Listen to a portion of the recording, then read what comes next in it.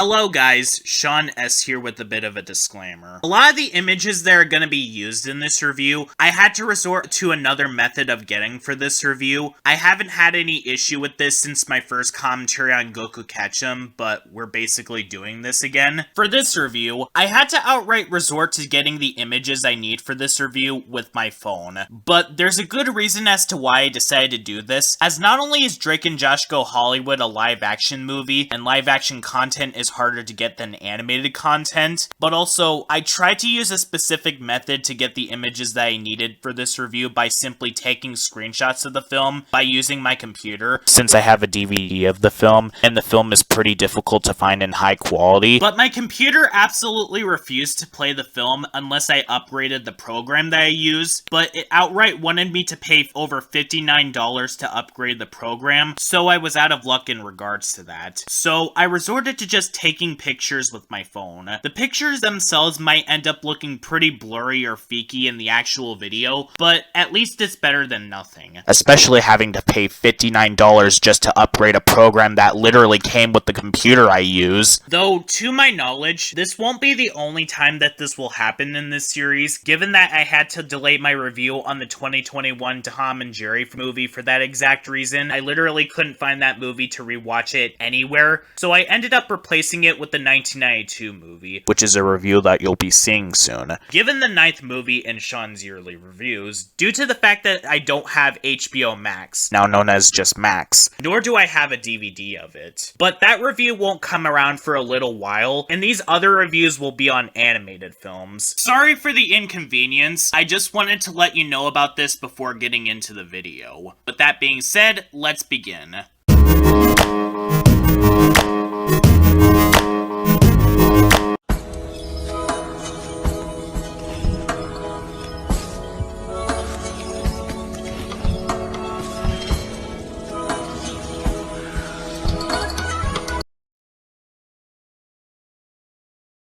If you guys have been following my content since 2015, you guys may have remembered back during my 2016 era of videos when I've been trying out some new things in regards to my videos. However, if you know anything about me, during the fall of 2016, I was working on this little project known as Every Episode of Drake and Josh Reviewed. I released the first of what was going to be 4 parts of that series, but considering the fact that 2016 was not a good year for me personally, a lot of things ended up getting in the way for me to be able to do that review series in specific. My self-esteem for making videos diminished due to how frustrated and shy I got, and personal real-life stuff got in my way. Yeah, my top 8 best and worst animated movies of 2017 wasn't the only thing that this happened to. Not to mention, around the time when more and more people have been asking me when every episode of Drake and Josh Season 2 Reviewed was gonna come out, I've been putting my focus on other things. And I was having a hard time thinking of other things to say about Drake and Josh episodes than just, this episode is funny. So, if you're wondering why I haven't released my Season 2 review of Drake and Josh, that's my answer. It, along with the Seasons 3 and 4 reviews, got cancelled. Mainly because I got criticized for not going more in depth on my Season 1 review, but I was having a hard time thinking of other things to say about each episode than the fact that this is funny. But I'm still keeping my review up for history purposes, as other people like that video. The same thing happened with my best and worst 2017 animated movies list for the exact opposite reason, and that I went too much in depth and burnt myself out when running into copyright issues. So I made my Sean's yearly and network reviews as a replacement for those, as well as my top 10 worst Unikitty episodes list. Not sure when the best list is gonna come out. I get writer's block a lot. Although that doesn't mean that I don't have anything else to say about any other Drake and Josh episodes or products. Honor Council is a very suspenseful episode filled with a lot of stakes. Little Sibling is a beautiful episode where Drake lets himself be in that horrible classroom near the end of the episode just to let this child have a good time with Josh. And Josh is Done is an upsetting episode that goes into real issues and shows how better Josh is without Drake until even Drake realizes it. While on the other scale, Football is an episode that I used to like, but my opinion has soured on rewatch due to how depressing and unfunny it is for the most part, and also shows all the reasons why I'm not interested in sports, especially actually football. The wedding is one of the biggest lies that I've ever seen for an episode title, as the episode isn't even about a wedding, it's about Drake and Josh trying to fix a broken down car while bickering at each other. And Treehouse, while the memes are legendary, shows Megan at her absolute worst, worse than how she was in Peruvian Puff Pepper and Sheep Thrills, even going up to the point where she tortures Drake and Josh with hamburgers and leaves them up there in the treehouse that they're stuck in. And also for the show itself, while yes, there are a lot of bad episodes, it's a very funny show that I'd say is the live-action equivalent of Ed, Edd n Eddy, where there are a lot of quotable and funny moments, despite being a sadist show that it can have its ups and downs. But enough about the show itself. For this particular review, the focus is on the 2006 movie titled Drake and Josh Go Hollywood. But a little bit of context before getting into the review. When I initially started binge watching the original series in preparations for every episode of Drake and Josh reviewed, which I canceled, some episodes were extremely difficult to come by since the complete series was never released on DVD, and some other episodes have still yet to resurface to this very day due to copyright issues. Two of its episodes, in fact, I had trouble finding for the longest time, those being The Storm and Really Big Shrimp. In both of its movies, Drake and Josh Go Hollywood and Merry Christmas Drake and Josh were especially hard to find if you didn't have Teen Nick, since the DVDs of the show would go up to quite a bit of money or were out of stock. But that completely changed when I found an airing of Merry Christmas Drake and Josh on Teen Nick. And today's subject, Drake and Josh Go Hollywood, I found on this one website, I gave it a watch, and oh wow, I was blown away by how good this movie is. When I was little, like back in 2013 when I was 11, I thought that Drake and Josh Go Hollywood was a great movie, but going back, I wasn't expecting it to be this good. Like, in the exact same vein as Ed, Edd n Eddy's Big Picture show, Drake and Josh Go Hollywood is not only by default the best Drake and Josh movie, I also like Merry Christmas Drake and Josh, but that film has problems, like major problems, but also, Drake and Josh Go Hollywood is one of the best movies that is directly tied to a TV show, even if this movie was not intended for theaters. And I'm actually kind of shocked that out of all the movies that Nick and Paramount gave a theatrical release, that this movie wasn't one of them, because I think that this movie and what goes on would have worked perfectly for the big screen, because the plot of this film revolves around an accidental situation where Drake and Josh accidentally put Megan on the wrong plane, where instead of her being put on a plane to Denver, she's put on a plane to Los Angeles. So Drake and Josh had to go to Los Angeles themselves to get her after they accidentally messed up. Meanwhile, Josh himself has a run-in with the criminal who is using a geo to hold data for a bunch of money. The criminals realize that Drake and Josh could end up going to the police, so they're held hostage in their hideout. And so Megan has to be the one to help Drake and Josh get out of the situation that they're in. What actually ended up surprising me about this movie is about how surprisingly intense and stake-filled this movie is. Like, it has the exact same type of stakes that you see in the theatrical movie. During my watch-through of this film, I was at the edge of my seat with how much danger that Drake and Josh get into in this movie. And unlike Merry Christmas Drake and Josh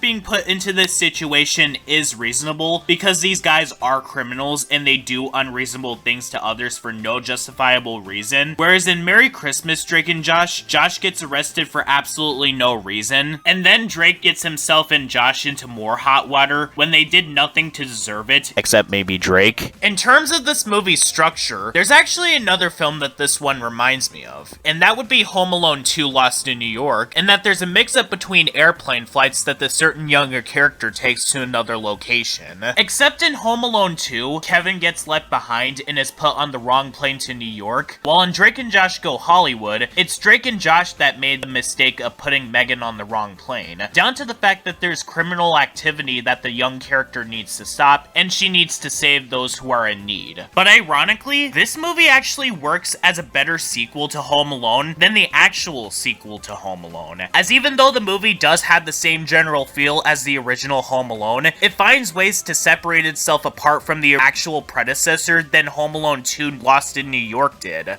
This movie also gives us some of that Drake and Josh charm that makes the show so great. I really like the parallels that this movie makes to the rest of the movie. At the beginning of the movie, where Drake and Josh try to do something that takes effect later in the film, such as Drake wanting to play music in front of an audience, which leads into a very hilarious scene where Drake and his band could only perform music in front of a crowd of senior citizens. And also, a very relatable thing that plays into effect in the film is the part where Josh tries to write an essay about the greatest adventure that he's ever been on, but he has such a hard time thinking about what to write about that he runs into writer's block, which is something that I personally relate to, especially when writing what I think about a specific product. And Josh also talking about how he wants to be Drake's manager also plays into the film, leading into a joke where as soon as Josh tries to ask if he's boring, Megan exits the room due to Josh being too boring. And that's another thing too. Similarly to the TV show, this movie is also really funny. The beginning where Megan turns on the blender to drown out Josh purposefully, Drake and Josh just about being ready to walk out of the airport when accidentally putting Megan on the wrong plane, but then trying to get through the door leading into the plane. I could just list them all, but I'd be here all day. But one of my favorite jokes in this movie is the one where while Megan is on the plane, Megan realizes that she's been put on a plane to Los Angeles, then Denver, and in her normal catchphrase when describing Drake and Josh, she goes all like, "Those dumb boobs." Then the lady on the airplane looks down at her chest all awkwardly. But unlike what I said in my every episode of Drake and Josh Season 1 reviewed, the jokes aren't the only things that I like in this movie. I know I didn't have too much to say about this movie either, but considering the fact that I do reach writer's block a lot, and this movie being steak-filled and funny is what I could say about it, then I might as well leave this review to this kind of length. In the same vein as Ed, Edd n Eddy's Big Picture Show and Phineas and Ferb Across the Second Dimension, this movie is definitely one of the best films that is directly tied to a TV show, even if it wasn't meant to be theatrical. And as for Merry Christmas, Drake and Josh, that's going to be a review for another day.